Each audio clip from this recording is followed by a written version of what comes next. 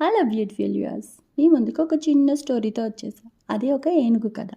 ఏనుగు తన గుంపు నుంచి తప్పిపోయి అడవిలో ఒక్కతే తిరుగుతూ ఉంది. దానికి కూడా ఫ్రెండ్స్ కావాలి కదా.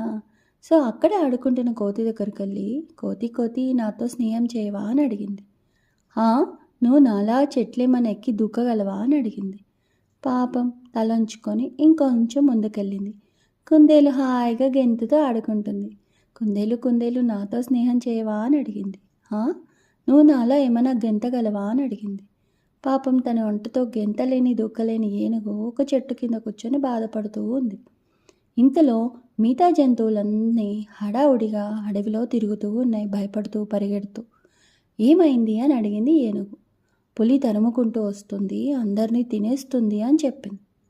వెంటనే ఏనుగు, నా స్నేహితుల్ని తినడానికి అదెవరు అని లేచి పులికి ఎదురుగా నిలబడింది. ఎదురొచ్చిన పులిని తొండంతో రెండు పీకింది. దెబ్బకి దడుచుకొని పులి పారిపోయింది. మిగతా స్నేహితులంతా చాలా బాధపడ్డాయి. అరే, ఏనుగు అందరినీ అడిగింది కదా, ఎవరం స్నేహం చేయలేదు పాపం అనుకున్నాయి. ఏనుగుకి అప్పుడు అర్థమైంది తన స్నేహితులు ఎలా ఉన్నారా అని.